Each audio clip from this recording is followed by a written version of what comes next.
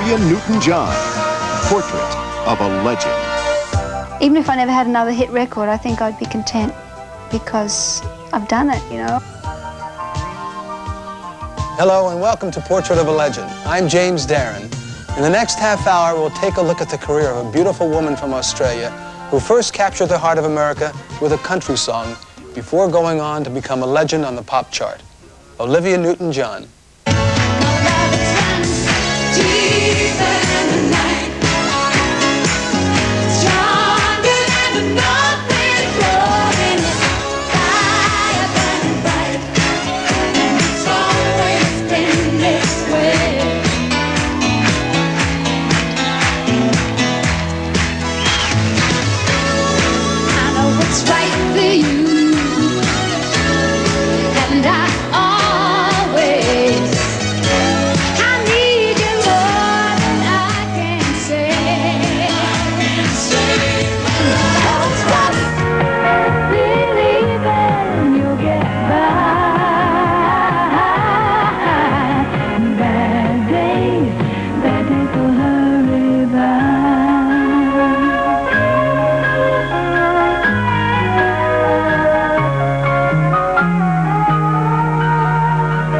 Olivia Newton-John was born in Cambridge, England, but grew up in Melbourne, Australia.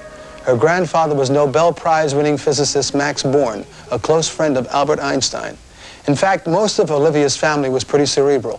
Her father was a college dean, and her brother is a doctor.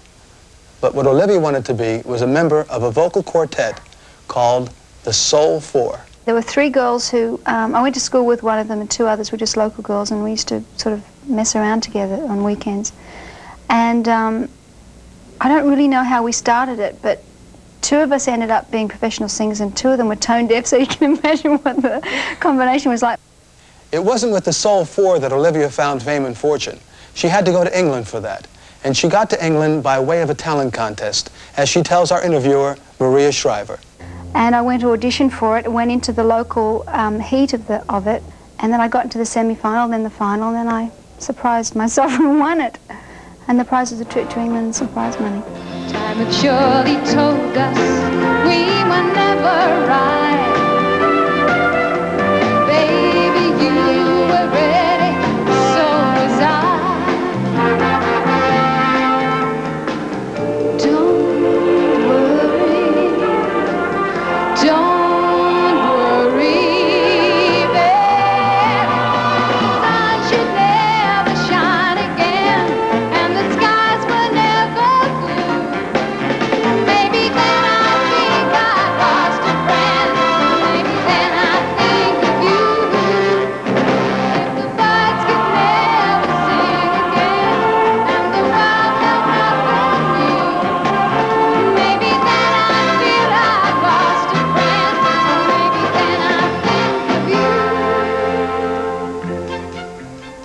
The prize for the talent contest was a trip to England, so Olivia left Australia for London, where she got a job singing in a local club. The first thing I did, I think, was work in some terrible little dive club called the Poor Millionaires Club, and that's exactly what it was. And I sang sort of 3 or 4 songs to open for this folk singer, who was the main act. And then a friend of mine from Australia, she won a trip over on a radio show. They're very big then at that time, sending people over. So we threw together an act in like a week and went and did her dates as a double act rather than on our own, and that's how it all started. When Olivia's partner moved back to Australia, Olivia joined a band called Tomorrow. And when that broke up, she began to appear on the Cliff Richard TV show. Cliff Richard was really instrumental in my getting my first break in England and Europe, and we had the same manager, which is how I got to meet him in the first place, but he was looking for someone to record a song with. And he'd tried a few girls, or they weren't available, or the voices didn't match or something, and I just happened to be there, you know.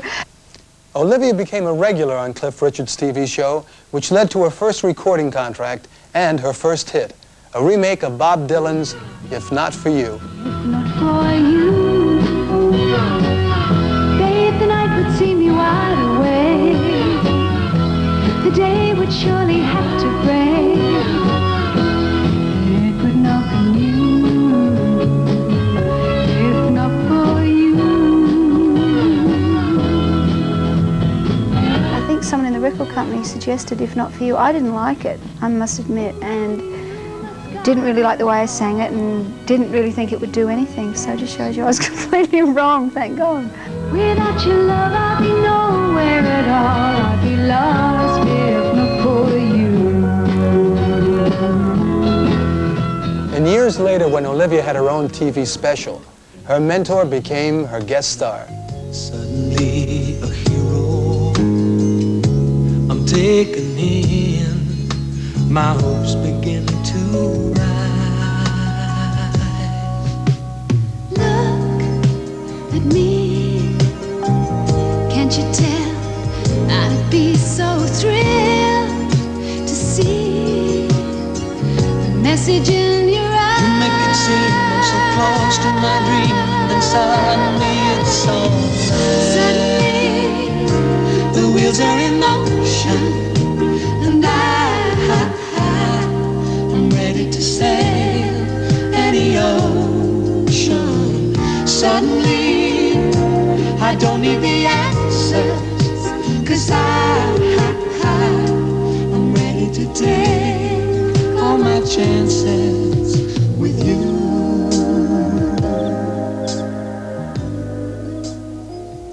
It wasn't long after Olivia's stint on Cliff Richard's show that she discovered America and began a lifelong love affair with this country. I think my first concert was in North Dakota at excuse me, my teeth in here, in a school gymnasium, and we all met up in Minneapolis, and I had to put a band together in a week. John Farrar came with me because he was my producer, and he helped me put the band together, and he was going to play on this tour. And the first band we had, we fired, and then we had to find new people and put an act together in like 2 days or a day, a whole show. So we had a Greyhound bus to take us around. We were going to do a whole lot of concerts around the Midwest and everything. isn't so much more that makes me love you. What else can I do to make you see? I know you have whatever's mine to give you, but a love that everyone can never be. If you love me, let me know. If you don't, then let me go. Oh, I can't take another minute or a day without you in it. If you love me, let it Coming up next, Olivia Newton-John finds Xanadu by way of Greece. take the chains away to keep me loving you. No, no, no, no, taking it slow. Whenever I cross your trail, my brakes just spin. My love's so hot, totally hot. You got to me, baby, baby, so hot, totally hot. You got me. Give me what you got, ready or not, my love's totally hot. Play the game and let me do the thing. And we're gonna get along, gonna get along, gonna get along fine. Would you ever know? No.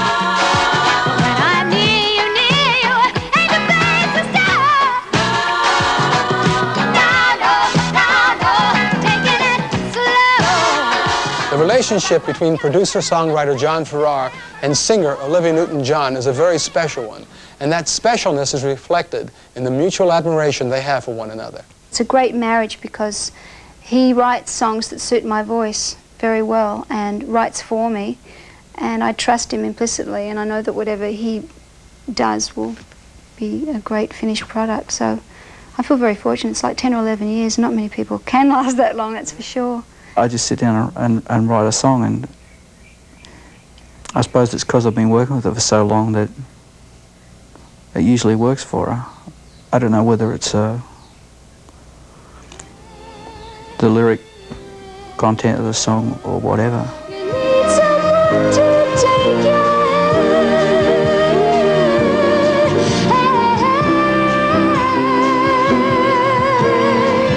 Have you never been in my love?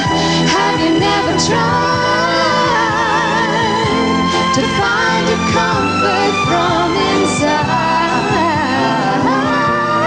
you? Have you never been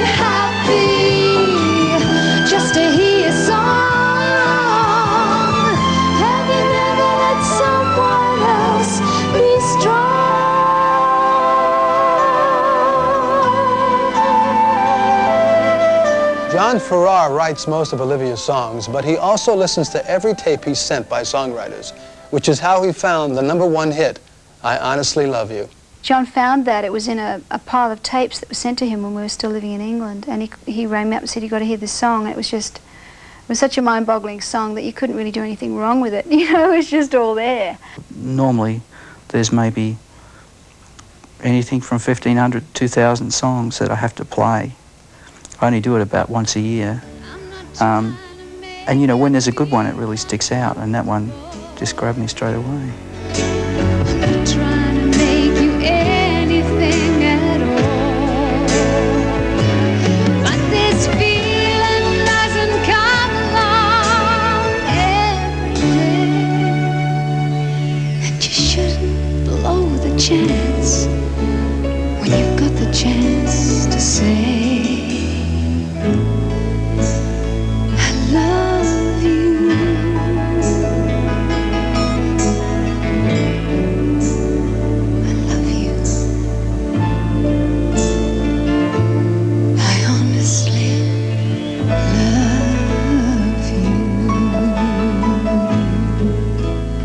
Olivia had almost immediate success in the United States, but at first that success was more on the country chart than the pop chart. And when she won the Grammy for Best Female Vocalist with a country hit, a lot of Nashville pickers got their dander up. And the first I kind of heard about it was an interviewer asking me, almost like this, how do you feel about the controversy about you winning the award? And I said, what controversy? And then Loretta Lynn, who's a very sweet, kind lady, wrote something in her book to the effect of, "We love you, Olivia, and we don't care." And so I really wasn't aware of it, because I think I would have been very kind of upset by it at the time. I kind of understood, but for me, I felt that music is an international thing, doesn't belong to anybody. It doesn't belong to a particular town. Seeing you through and everything you do. Let me be there in your morning. Let me be there in your night. Let me change whatever's wrong and make it right. Let me take you through that wonderland that only two can share. All I ask you is let me be there. By the mid-70s, it seemed that Olivia could do no wrong. She had big hits with Have You Never Been Mellow, Please Mr. Please, Something Better to Do, and then in 1978, she combined her singing talents with her acting abilities and starred in the role of Sandy opposite John Travolta in Grease. I had a feeling that John Travolta was going to be the kind of star that he was. I had never met him, but it was just, he had a charisma about him.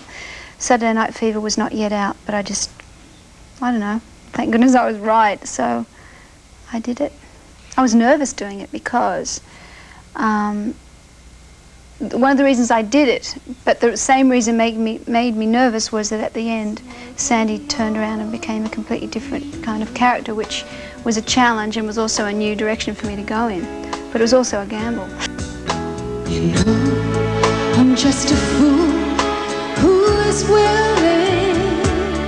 And one of the hit songs from Grease became a million seller for Olivia, Hopelessly Devoted to You. Baby, can't you see there's nothing else for me to do? I'm hopelessly devoted to you. In Grease, Olivia plays the role of a nice girl, which made many people assume that she wasn't acting at all. She was just being herself.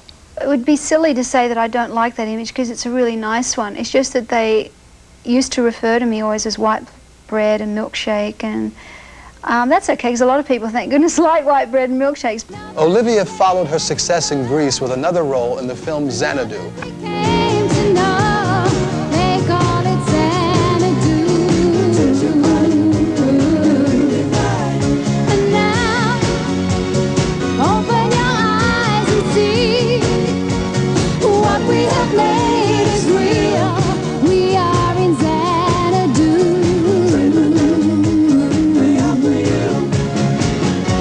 A million lights are dancing.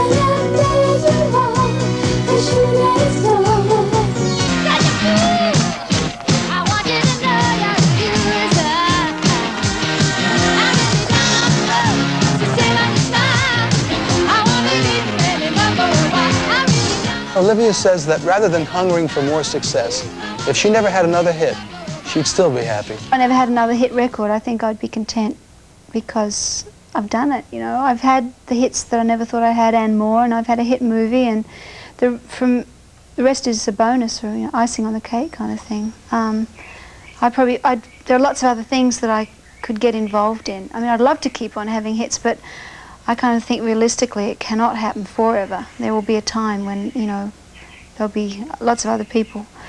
But I'm kind of preparing myself for that, and there'll be a time when I want a family and I want to just be at home and be with them too. Will a little more love make it right? Will a little more love make it right?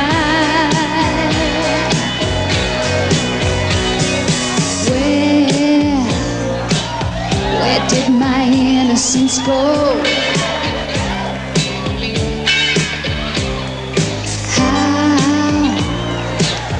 I was younger than know. I'm trapped in the spell of your eyes, in the warmth of your arms, in the web of your lies. You should know me. I've always been in your mind. You know I will be kind. I'll be guiding you, building your dream. Has to start now. There's no other road to take. You won't make a mistake. I'll be guiding you. You have to believe we are magic. Nothing can stand in our way. In speaking to Olivia Newton-John, we found to our surprise a talented singer who doesn't really think of herself as very special. And she thinks that's why so many critics get frustrated speaking to her. I don't try and be anything. I'm just me, you know. So I don't know. I suppose I'm pretty ordinary. I mean, I'm pretty down to earth, and I'm pretty well balanced, which makes me maybe a little dull for writers to write about, because there's nothing terribly crazy, or, you know, I'm not drunk at the interview or anything. So. Don't cry for me, Argentina. The truth is, I never left you. All through my wild days, my mad existence, I kept my promise.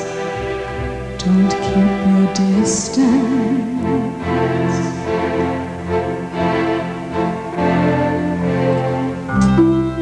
And as for fortune, and as for fame, I never invited them in. Though it seemed to the world they were all I desired. Olivia Newton-John is an astounding mixture of modesty and talent, with enough charm and beauty thrown in for a dozen legends.